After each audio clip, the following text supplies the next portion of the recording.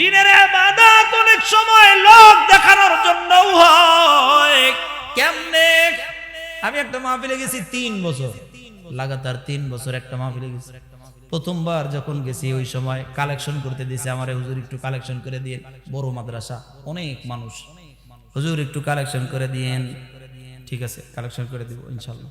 কালেকশনের কথা বলতেই একজন এসে আমার হাতটা উঁচু করে ধরে বলতেছে, হুজুর আমার নাম একটু বলে দেন। কি বলবো ভাই? বলতেছে আমার নামে আপনি বলেন, আমি এই মাদ্রাসাতে 10 লক্ষ টাকা দিলাম। ঘুরে তাকাইছি, বেটা কই কি 10 লাখ টাকা? মাশাআল্লাহ, এমন জোরে তাকবীর দিছি ভাই, গলাগুলো ফাটায়া তাকবীর দিছি। 10 লাখ টাকা মাদ্রাসায়, বুঝেন না? মাদ্রাসার ভিতরে, মাদ্রাসার উন্নতি হইলে আমাদের দিলের ভিতরে শান্তি লাগে, কি ঠিক না? দিনের মারকাজ সুন্দর হলে আমাদের অন্তরে শান্তি লাগে। এই বেটায় 10 লাখ এমন জোরে তাকবীর দিছি, ফাটায় ফেলায় দিছি। আর হৃদয়ের যা দোয়া ছিল একেবারে ঝাইরা মুইছে নিংরাইয়া সবটুকু দিছি, একটাও বাকি রাখিনি। দ্বিতীয় বছর আবার গেছি একই মাহফিলে। দ্বিতীয় বছর যাওয়ার পর এখন ওই লোকটাই আইসা নিয়ে আমারে বলতেছে, হুজুর আমার চিনছেন? আরে ভাই ভাই চিনছি, বসে বসে বসাইছি কাছে। ভাই কি খবর? বলতেছে এবছরও 10। সুবহানাল্লাহ, এবছরও 10 লাখ। সুবহানাল্লাহ। তৃতীয় বছর আবার গেছি, তৃতীয় বছর আবার যায় দেখি ওই লোকটা এসে আমারে বলতেছে, হুজুর আমারে চিনছেন নাকি? আরে চিনবো না মানে ভাই, চিনছি চিনছি। বলেন এবার কত? কয় হুজুর এবছরও 10। 3 বছরে যা দোয়া ছিল একটাও বাকি রেখে নাই, সব দিয়ে দিছি বেটারে। মাহফিল থেকে নাইমা মহতামিম সাহেব হুজুরের দাওরা হাদিস মাদ্রাসা, মহতামিম সাহেব হুজুরের রুমের ভিতরে যায়, আমি বললাম হুজুর মাশাআল্লাহ এই লোকটা তো বিশাল বড় দানবীর। আমার খুব ভালো লাগছে হুজুর, লোকটার বিশাল বড় দানবীর। আমি 3 বছর আসলাম, 3 বছরই লোকটা 10 10 10 করে দিছে, তার মানে 3 বছর 30 লাখ। তাহলে আমি আসার আগেও তো অবশ্যই দিছে। এখন মহতামিম সাহেব আমারে ডেকে ডেকে বলতেছে, দূর হুজুর এটার কথা বাদ দেন।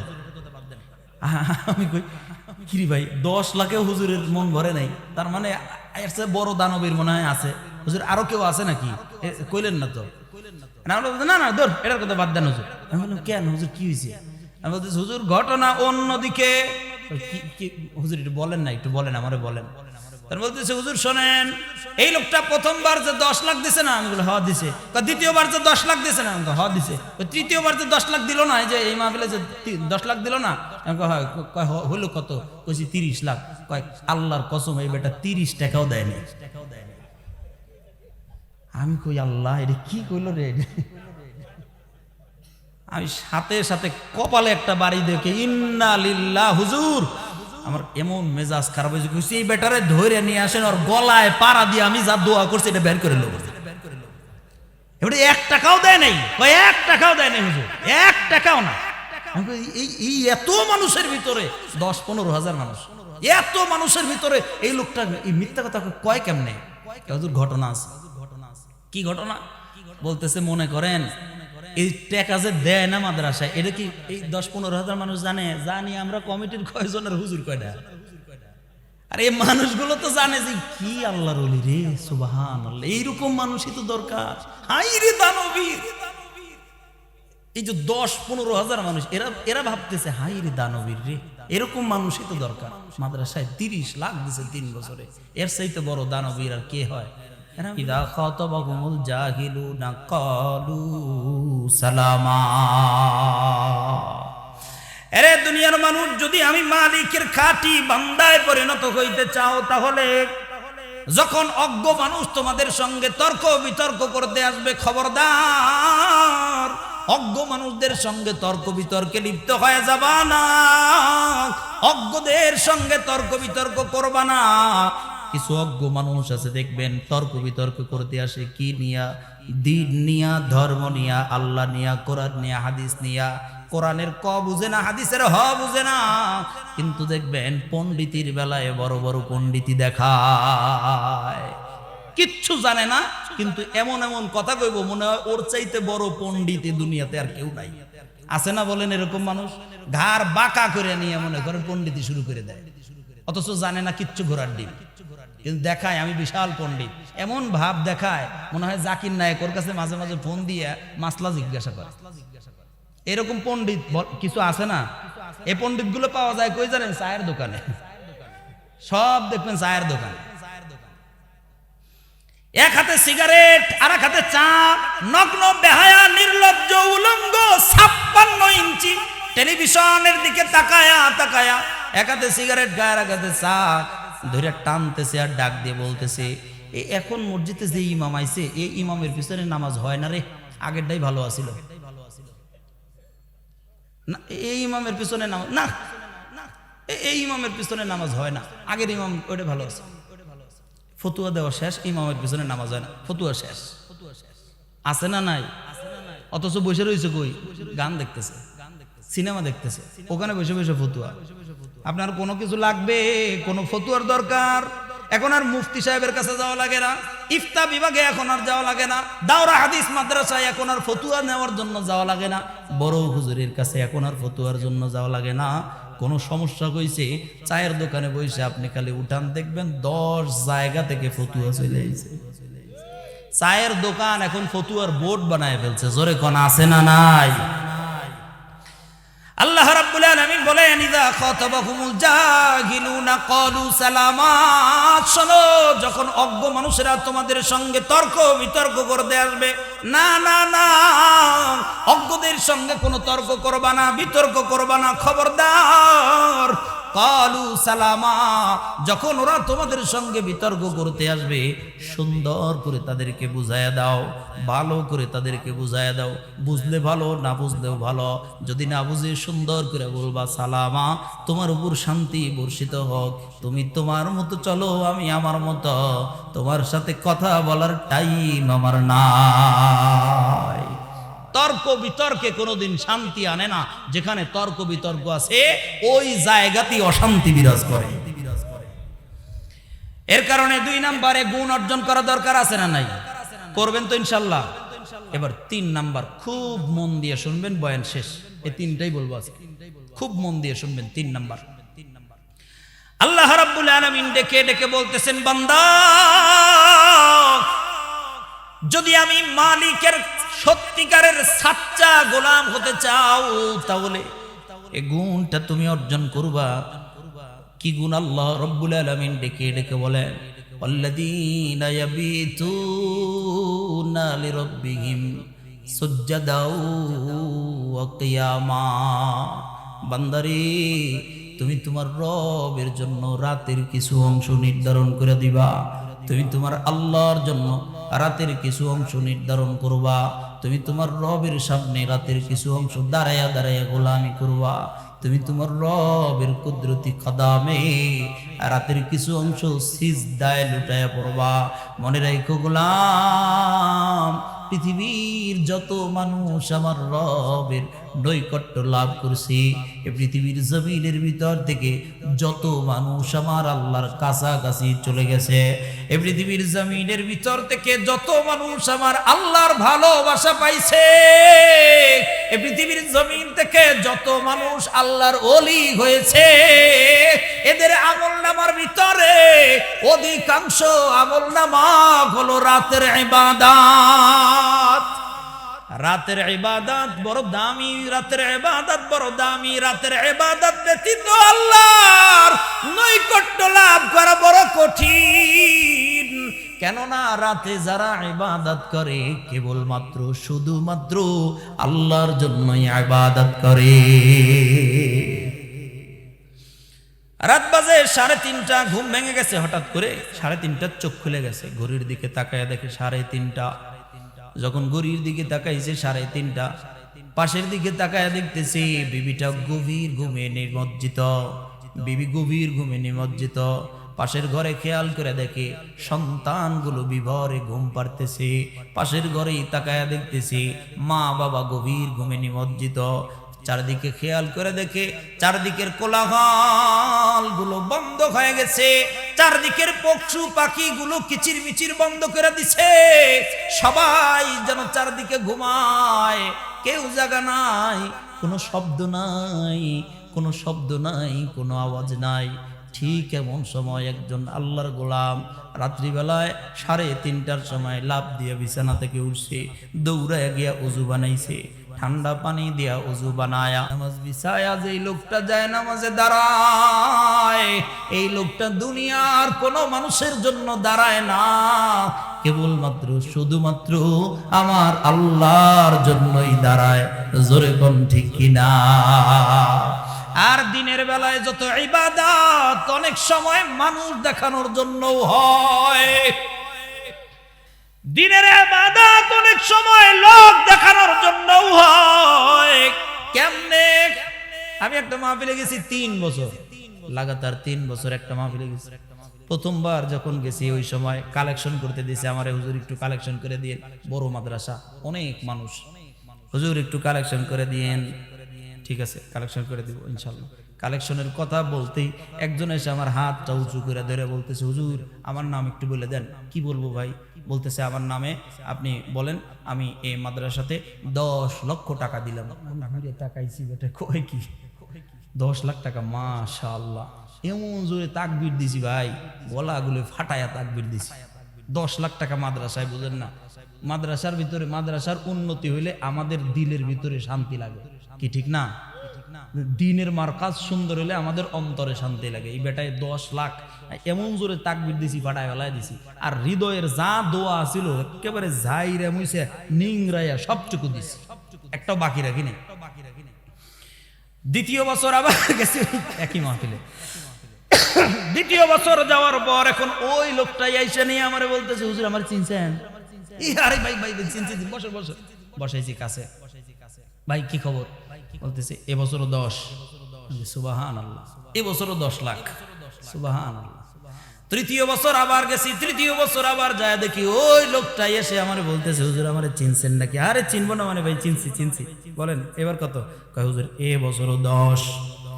3 বছরে যা দোয়া ছিল একটাও বাকি রেখে নাই, সব দিয়ে দিছি বেটারে। মাহফিল থেকে নাইমা মহতামিম সাহেব হুজুরের দাওরা হাদিস মাদ্রাসা, মহতামিম সাহেব হুজুরের রুমের ভিতরে যাই আমি বললাম, হুজুর মাশাআল্লাহ এই লোকটা তো বিশাল বড় দানবীর। আমার খুব ভালো লাগছে হুজুর, লোকটার বিশাল বড় দানবীর। আমি 3 বছর আসলাম, 3 বছরই লোকটা 10 10 10 করে দিছে, তার মানে 3 বছর 30 লাখ। তাহলে আমি আসার আগেও তো অবশ্যই দিছে। এখন মহতামিম সাহেব আমারে ডেকে ডেকে বলতেছে, দূর হুজুর এটার কথা বাদ দেন। আমি কই কিরি ভাই, 10 লাখেও হুজুরের মন ভরে নাই, তার মানে এর চেয়ে বড় দানবীর মনে হয় আছে। হুজুর আরো কেউ আছে নাকি? কইলেন না তো। না না দূর এটার কথা বাদ দেন হুজুর। আমি বললাম কেন হুজুর, কি হয়েছে? আমি বলতেছি হুজুর ঘটনা অন্যদিকে। হুজুর একটু বলেন না, একটু বলেন আমারে বলেন। তার বলতেছে হুজুর শোনেন, এই লোকটা প্রথমবার যে 10 লাখ দিছে না, আমি বলি হ দিছে। দ্বিতীয়বার যে 10 লাখ দিছে না, আমি হ দিছে। তৃতীয়বার যে 10 লাখ দিল না, এই যে এই মাহফিলে যে 10 লাখ দিল না, আমি কয় হইলো কত? কইছি 30 লাখ। কয় আল্লাহর কসম এই বেটা 30 টাকাও দেয়নি। আমি কই আল্লাহ এটা কি কইলো রে? আমি সাথে সাথে কপালে একটা বাড়ি দেখে ইন্না লিল্লাহ। হুজুর আমার এমন মেজাজ খারাপ হয়েছে, কইছি এই বেটারে ধরে নিয়ে আসেন, ওর গলায় পাড়া দিয়ে আমি যা দোয়া করছি এটা বের করে নেব। এবারে 1 টাকাও দেয় নাই, কয় 1 টাকাও দেয় নাই হুজুর, 1 টাকাও না। এই এত মানুষের ভিতরে 10-15 হাজার মানুষ, এত মানুষের ভিতরে এই লোকটা এই মিথ্যা কথা কয় কেমনে? হুজুর ঘটনা আছে। কি ঘটনা? বলতেছে মনে করেন এই টাকা যে দেয় না মাদ্রাসায়, এটা কি এই 10-15 হাজার মানুষ জানে? জানি আমরা কমিটির কয়জনের, হুজুর কয়টা? আর এই মানুষগুলো তো জানে যে কি আল্লাহর ওলি রে, সুবহানাল্লাহ, এইরকম মানুষই তো দরকার। হাই রে দানবীর! এই যে 10-15 হাজার মানুষ, এরা ভাবতেছে হাই রে দানবীর রে, এরকম মানুষই তো দরকার। মাদ্রাসায় 30 লাখ দিছে 3 বছরে, এর চাইতে বড় দানবীর আর কে হয়? এত মানুষের ভিতরে মিথ্যা কথা কয়। হুজুর ঘটনাই তো এই জায়গায়। ঘটনাটা হলো মনে করেন এই যে 15,000 মানুষ যদি 10,000 মানুষ যদি সামনে থাকে, এই 10,000 মানুষ তো আর জানে না। সর্বোচ্চ জানলে মনে করেন কাছে কুছে কয়া টয়া, মনে করেন যে সর্বোচ্চ 15,000-এর ভিতরে মানুষ মনে করেন যে জানলো 3,000 মানুষ জানছে। 3,000 মানুষ যদি জানে, তাও তো এখনো 12,000 আছে জানে না। তো ওই 12,000 তো কইবা আল্লাহর ওলি, আল্লাহর ওলি, ঠিক না? এখন বলেন তো এই লোকটা যে 3 বছরে 30 লাখ টাকা দিছে, এ কি আল্লাহর জন্য দিছে না লোক দেখানো? কয় না, জোরে কোন। এ কি আল্লাহর জন্য দিছে না মানুষের জন্য? এর মানুষ দেখানোর জন্য দিছে। দোস্ত দিনের বেলায় মানুষের সামনে অনেক সময় লোক দেখানো ইবাদত হয়, কিন্তু রাতের বেলায় যে ইবাদত হয় ও ইবাদত কেবলমাত্র কার জন্য হয়? আরো জোরে কোন, কার জন্য হয়? আল্লাহর জন্য হয়, আল্লাহর জন্য হয়। বিশ্বাস করেন, আমি মাঝে মাঝে একটা চিন্তা করি যে সমাজের ভিতরে কিছু মানুষ আছে দেখবেন, শনিবার, রবিবার, সোমবার, মঙ্গলবার, বুধবার, বৃহস্পতিবার, 1 ঘন্টা হয়ে গেল নাকি? 11:20 বাজে, 10 না 5 মিনিট, 25-এ শুরু করছিলাম নি, 1 ঘন্টা শেষ হয়ে গেছে। শেষ করে দেব না আরেকটু বলবো? আরেকটু বলবো? আচ্ছা, বিরক্ত হইবেন না তো? হ্যাঁ, তাহলে বসে থাকেন, চুপ করে বসে থাকবেন। ইনশাল্লাহ আখেরি মোনাজাত দিয়ে একসাথে যাবো ইনশাল্লাহ। ইনশাল্লাহ বলেন, হাত তুলেন, হাত তুলেন, হাত তুলেন। আখেরি মোনাজাত দিয়ে যাবেন তো ইনশাল্লাহ? বলেন, হে আল্লাহ আমাদের হাত দেখে রাখেন, আমরা আখেরি মোনাজাত দিয়ে যাব। ওর মাগরিব ঈশা 1 ওয়াক্ত নামাজও পড়ে না, শুধু জুমার দিন নামাজে যায়। বলেন তো শানের হাট এমন মানুষ আছে না? না, এমন মুসল্লিও আছে, আপনাদের এদিকেও আছে।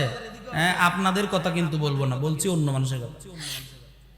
আর আমি চিন্তা করলাম, এই বেটায় সারা সপ্তাহ নামাজ পড়তে যায় না, এই বেটা জুমার যায় কি লেগে? জুমার নামাজটায় যায় কির জন্য? এটা আমি চিন্তা করে করে আমার মাথার থেকে দুইটা জিনিস বের হয়েছে। দুইটা, যে 2 কারণে এ মানুষ জুমার দিন মসজিদে যায়। 2 কারণে, এগুলো রাখেন, আমি করে দেব ইনশাআল্লাহ, চিন্তা করেন না। 2 কারণে এ বেটা মসজিদে যায়। 2 কারণ।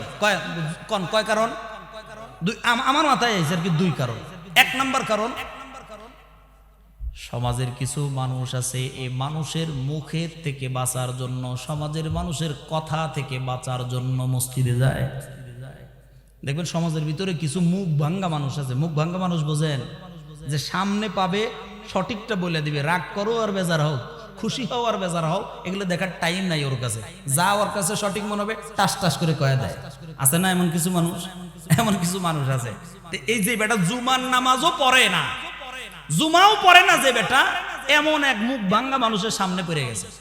এখন এই লোকটা এটারে ডেকে ডেকে বলতেছে, বেটা শোন, তুই যে জুমায় যাস না, তোরে নিয়ে আমি একটু চিন্তা করি।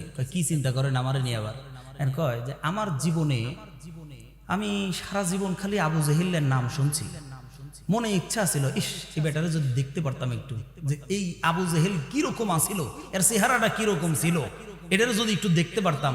কিন্তু বিশ্বাস কর, এরা তো দেখা সম্ভব না। তবে তোর চেহারার দিকে তাকায় আমার কাছে মনে হয় আবু জেহেল মনে হয় তোর মতোই আছে। এই লোকটা তো গেছে খেপে, এই বেটা তুমি আমার আবু জেহেল কও, তুমি আমার আবু জেহেল কও মিয়া। এরা বলতেছে তো তোর কমু কি কও, শুক্রবারের দিন একটা জুমার দিন, এই জুমার দিনও তুই বেটা নামাজে আসতে পারোস না, তুই আবু জেহেলের চাইতে ভালো কি? আমার মনে হয় তোর চেহারার মতোই আবু জেহেল মনে আছে। তুমি জুমার নামাজেও আসো না, তোমার কি আমি আল্লাহর ওলি কমুনি? এক টাস টাস করে বলে ফেলছে। কুরবানির সময় যখন আসে তখন মনে করেন যে কুরবানিতে এক গরুতে আপনাদের এদিক সর্বোচ্চ কয় ভাগ হয়? 7 ভাগ, তাই না? এক গরুতে 6 ভাগ হয়ে গেছে, 6টা ভাগ হয়ে গেছে। এখন এই যে বেটা জুমার নামাজও পড়ে না, এ যায় এই কুরবানির গরু, ভাই ভাগ কয়টা হয়েছে? 6টা হয়েছে ভাই, আর একটা লাগবে। এখন ও বলতেছে তাহলে এই 7ম ভাগটা আমার নামে দিয়ে দেন, আমার নাম এখানে লেখেন। এখন একজন 5 ওয়াক্ত নামাজি টুপি মাথা দিয়ে বসে রয়েছে, এই 6 জনের ভিতরে একজন, যার কাছে টাকা জমা দিছে ওরে নেতা, ওই নেতারে কেন্দ্র দিয়ে এমন করে গুতা দিয়ে, এইটারে যেন আমার এই কুরবানির মধ্যে নিয়েন না। বলতেছে কেন? বেটা জুমার নামাজও পড়ে না, এটারে যদি আমার কুরবানির ভিতরে কুরবানি নষ্ট করার লেগে, এরে যদি আমাদের কুরবানির ভিতরে না, আমার কুরবানি নষ্ট হয়ে যাইব। আর তুমি যদি ওরে নাও, আমি তোমার এটার ভিতরে আমি কুরবানি দিব না। এখন ও এটা শুই না ফেলে, কিরে আমারে তুই কুরবানি নিতে চাস না? আরে নেমু কিভাবে বেটা? তুই জুমার দিনও জুমার নামাজ পড়স না, তুই জুমাও পড়তে পারস না, তোরে লয় আমার কুরবানিটা নষ্ট করবো নাকি? এই যে ওর মনে একটা আক্ষেপ, বড় দুঃখ, এই দুঃখটা কোন রকম খালি আবু জেহেল কওয়া আর এই কুরবানিতে না, এই একটা দুঃখ এই মানুষের মুখের কথার থেকে বাঁচার লাগা এই বেটায় শুক্রবারের দিন জুমার নামাজে যায় কখন জানেন? আপনাদের এদিক নামাজ 1:30 হয় না? 1:30 নামাজ কয়টায় হয়? 1:30 নামাজ হয়। দেখবেন ইমাম সাহেব 20 অথবা 25 থেকে খুতবা শুরু করে। প্রথম খুতবা, দ্বিতীয় খুতবা, সানি খুতবা পড়ে। সানি খুতবার একদম শেষে ইমামও জানে 1:30 নামাজে দাঁড়ামু। ওইভাবেই খুতবা পড়তে পড়তে 29 বা 29:30-এ একটা শব্দ কয়, দেখবেন সানি খুতবার একদম শেষ, ফাজকুরুনি আযকুরকুম ওয়াশকুরুলি ওয়ালা। আপনারাও মুখস্থ কি কোরআন শরীফ পড়ে মুখস্থ করছেন? না, আমি জানি মসজিদে খুতবা শুনে মুখস্থ করছেন। এই যখন ইমাম সাহেব যখন তাকফুরুন কয় তখন এই বেটা মসজিদে ঢুকে, এই তখন মসজিদে ঢুকে। দেখবেন 29-এ এসে মসজিদে ঢুকে, জানাই যে 1:30 নামাজ, এজন্য এসে 29-এ ইমাম সাহেবও তাকফুরুন কয়, আরে তাকফুরুনের সময় মসজিদে ঢুকে। মসজিদে ঢুইকা নিয়ে 29-এ ঢুকে আর বের হয় 33-এ, মানে সবার শেষে ঢুকে সবার প্রথমে বের হয়। এমন কিছু মানুষ আছে না? নাই, জোরে কন আছে না? মসজিদে ঢুইকে নিয়ে ইমাম সাহেব মনে করেন যে নামাজ পড়াইয়া সালাম ফিরেছে, ডান দিকে সালাম, আসসালামু আলাইকুম ওয়া রাহমাতুল্লাহ, ইমাম ডান দিকে সালাম, আবার মাঝখানে এসে দেখবেন একটু সময় নেয় বাম দিকে সালাম ফেরানোর জন্য, মাঝখানে এসে একটু সময় নিচ্ছে। তো এই যে তাকফুরুনের সময় যে মুসল্লি ঢুকছে, এই মাঝখানে যে সময় নিচ্ছে, এ সময় ভাবতেছে আমার জুতাটা কোন বাক্সে রাখছিলাম রে, মানে বের হওয়ার লাগে আগে রেডি, নামাজের ভিতরে বের হওয়ার জন্য আগে রেডি হচ্ছে, জুতাটা কোন বাক্সে রাখছিলাম, কোন পাশে রাখছিলাম, জুতা পামু তো ঠিক মতো। ইমাম সাহেব মনে করেন বাম দিকে সালাম ফিরাইতে দেরি হয়, এবারটা লাভ দিয়ে উঠে জুতা কোন জায়গায় ওইটা ধৈর্য নিয়ে মসজিদ থেকে বের হইতে দেরি হয় না। আছে না? নাই, জোরে বলেন। আপনি কি মনে করেন যে এই লোকটা আসলে আল্লাহর জন্য নামাজ পড়তে গেছে? আপনার মনে হইতে পারে, এটা আমার মনে হয় না, আমার কাছে এটা মনে হয় না। আমার মনে হয় এই লোকটা আল্লাহর জন্য নামাজ পড়তে যায় নাই। আমার মনে হয় কি জানেন, এই লোকটা নামাজ পড়তে গেছে ওই যে মানুষের মুখের তেনে কথা বাঁচার লাগে, তাকফুরুনের সময় ঢুকে নিয়ে, মানে মসজিদে ঢুকে নিয়ে গলাটা উঁচু করে নিয়ে বুঝাচ্ছে আইসি কিন্তু এই যে আইসি, হ্যাঁ চান্দু, এরপরে যে আবার কবা যে তোরে আবু জাহিলের মতো, হ্যাঁ এই সুযোগ কিন্তু আর নাই।